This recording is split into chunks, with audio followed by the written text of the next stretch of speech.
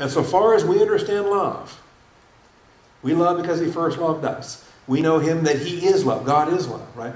And so the concept we have of love in the human realm, it's not totally, absolutely, infinitely, eternally, exactly everything that God is in terms of God as love. Of course not. We're finite beings still. But it is analogous. There's an analogy. There's a parallel in proportion. Okay? God's, of course, being infinite and ours being finite.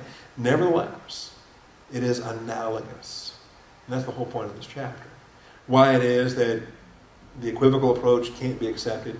Why it is that people have made attempts for the univocal approach, but that's problematic. And what you really need to do is blend univocal with analogous in the way that Geisler does here. And I think he does an excellent job with it.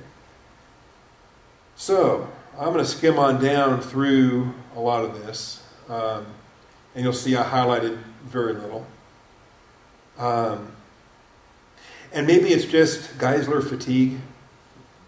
All right, maybe after 8 weeks of prolegomena, and chapter after chapter after chapter, maybe I've just reached my patience limit. Are you tired of reading about these anti-Christian God-haters and all their stupid philosophies? And maybe we need to pace ourselves better. Only read one chapter of this stuff every month so we can pace it out a little bit better and kind of, I don't know. Like I say, there are people. Geisler's one. Other apologists that are out there. I think about Ravi Zacharias. I think about some of these folks, and the Lord uses them. They've got ministries and effects that they're bearing, and I'm thankful for them. I'm thankful that there are people designed that way. They've got a lot more patience, I think, for things than I do. All right.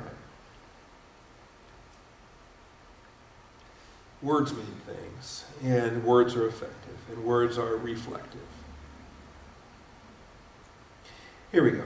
Univocal concepts, but analogical predication. Okay? Did that make sense to you? Did you follow that when you read it? I mean, it's okay to just raise your hand and say, Pastor, this made no sense to me at all. I had no clue what he was talking about. That's fine. The idea to reconcile this is that as a concept, concepts can apply to both God and man as they're understood. But Thomas Aquinas is correct in arguing that this concept must be affirmed in an analogous way, not in a univocal way. The concept can be the same, but so far as it's applied. Okay, so when we're talking about justice, the concept of justice, it is what it is. Justice is justice as a concept. And so as long as we keep it purely conceptual, we can be univocal about justice. Our justice, God's justice, both. If all we're doing is thinking about justice in the abstract, justice is a concept, fine. And there is no difference. Justice is justice, whether it's God's or whether it's ours. Justice is what it is. The law of identity, right? Something is what it is. It's not what it's not. However, it's not fair to take that univocal concept, and when we're making an affirmation or we're making a predication, in other words, when we're saying that somebody is just, I'm going to say that who should I pick on? Doug. That's what you get from being deacon chairman. All right.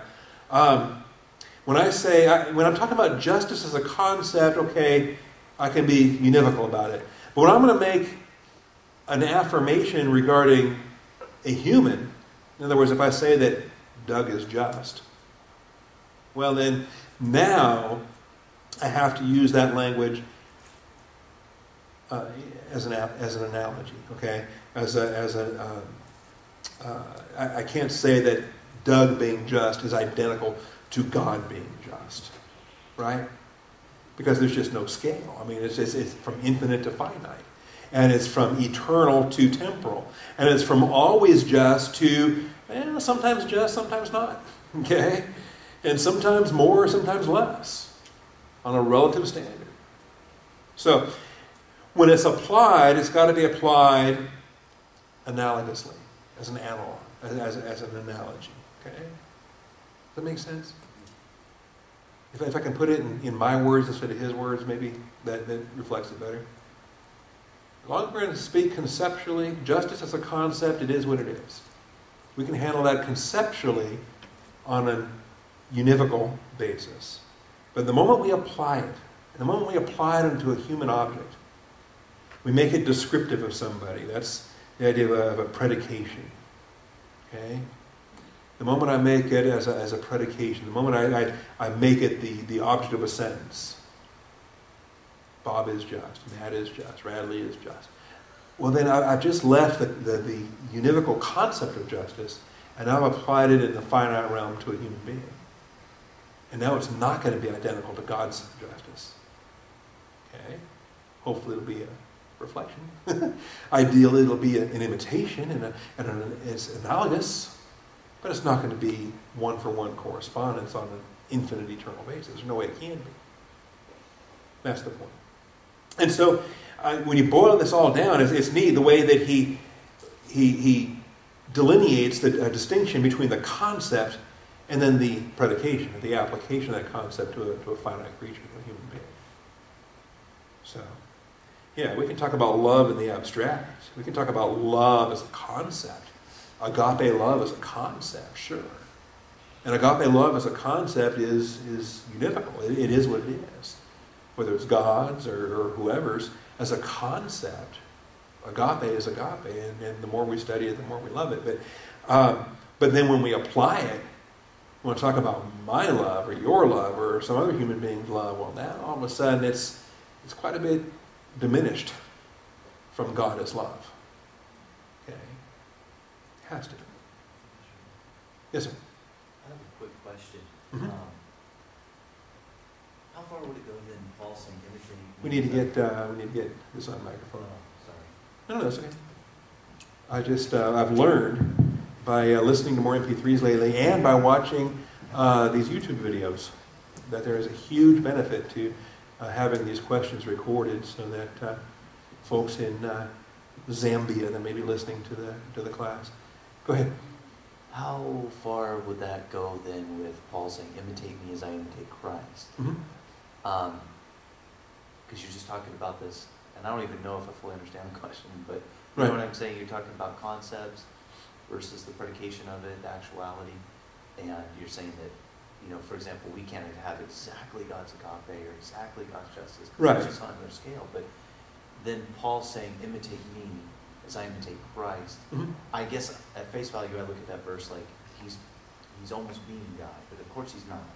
No, I think your question is on target. I think that it's the concept of imitation is not a bad way to think of this. You know, in the sense that my love for my wife, or my love for my enemies, or my love for whoever I'm commanded to agapao love, or I'm commanded to love. And I love him because he first loved me. So it is going to be an imitation, but to keep it consistent with this vocabulary from chapter 9, it's also going to be analogous. It's going to be like, pattern after, but not 100% identical, because it can't be absolute, it cannot be eternal, it cannot be infinite as his is. It's going to be finite, and it's going to be relative, and it's going to be, so it's going to be an imitation is a good term. Yeah, imitation, or analogous, you know, in the sense that it's an analogy. God's reality and my reality are analogous. That's the term from here from chapter 9. Yeah. But imitation is not a bad term. And I like the verse you bring up there is a good illustration. Yeah. All right.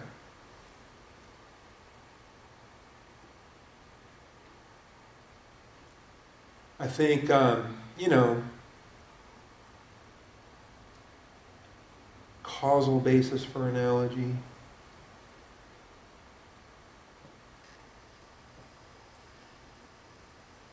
And the fact, you know, I mean, yes, God is beyond our thoughts and concepts. His ways are not our ways. His thoughts are not our thoughts. As the heavens are higher than the earth. Okay, how far is that? That's infinite. Okay. Nevertheless, there is a correlation. There is an analogy because He designed us in His image. And He called the things that He called. For example, even the term Father and Son to describe the relationship between God the Father and God the Son is analogous. We have an analogy. We can relate finitely because in our experience we have fathers and sons. And so we have an analogy. We have an analogous relationship in the human experience that can understand partially what the infinite Father-Son relationship is between the first two members of the Godhead. So there's a aspect to that. All right. Yes, we understand God is beyond our thought and concepts, but He has revealed Himself to us in a way that we can understand. Human language is adequate. He didn't suit us with an inadequate means to comprehend what He has revealed. And because He has revealed, think about it this way. What if, okay, so he gave us the Old Testament in Hebrew, the New Testament in Greek. Okay? What if He gave us these revelations in languages no one had ever heard of before? Languages that weren't existent, weren't native to planet Earth. Klingon and Vulcan. Okay? And those aren't real languages. Okay? Well, okay. Then maybe we wouldn't have capacity to understand what He was saying until someone deciphered those languages, right? But He revealed Himself to us in Hebrew and Greek. He revealed Himself to us in human languages. Even before the written form, He was speaking to Adam and Eve. He was speaking to human beings in their languages. And so because He chose to communicate in that way, we can respond. We can interact. We can respond. We can answer back. We can reply. We can learn. We can grow. Okay? It's a terrible, terrible analogy, but think about it. Think about someone who is just so absolutely brilliant. They've got PhDs in astrophysics. And think about how he might speak to a kindergartner about why the sun comes up in the east and sets in the west. Okay? Now, do you think this astrophysicist could speak in such a way that he's totally over the head of that poor kindergartner? Of course. But why would he do that? If he wanted to talk to this kindergartner about the sun rising and the sun setting, do you think he would have the capacity to humble himself or diminish himself or condescend, that's the term, condescend to that capacity of that child to describe sunrise and sunset? He could find a way to do it. He could find a way to do it where the kindergartner would grasp the concept within his capacity to grasp the concept. Later on, maybe he'll build on that. Maybe later on in junior high he'll learn more. In high school he'll learn more. In college he'll learn more. Maybe he himself will grow up to become an astrophysicist at some point. But for the time being, he's just a kindergartner. There's a lot of stuff he doesn't need to know yet. Okay? But within his capacity, this super brilliant scientist can, hopefully. Sometimes I wonder, though. Sometimes I think some people are just so astronomically smart they forgot how to speak to real people. Okay? But that's a different topic. Let's just presume. Or do you think, Beethoven, what were his piano skills like? Could he have played chopsticks? Okay? You have this massive capacity. Can you condescend? Can you relate to somebody on a more limited basis? At its heart, this is the last thing I think I'll say on this. I think when people want to say, well, our language just isn't capable of apprehending the infinite, just reword that for them and say, what you're saying is the infinite is not capable of communicating to me in my limited linguistic capacity. Turn it around. If you're going to deny my capacity to comprehend, what you're really denying is His capacity to communicate.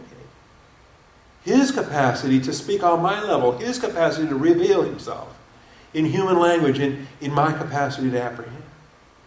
So, I'm not going to lament my limited finite condition. Because I'm going to celebrate his infinite capacity to meet me where I am and teach me, speak to me.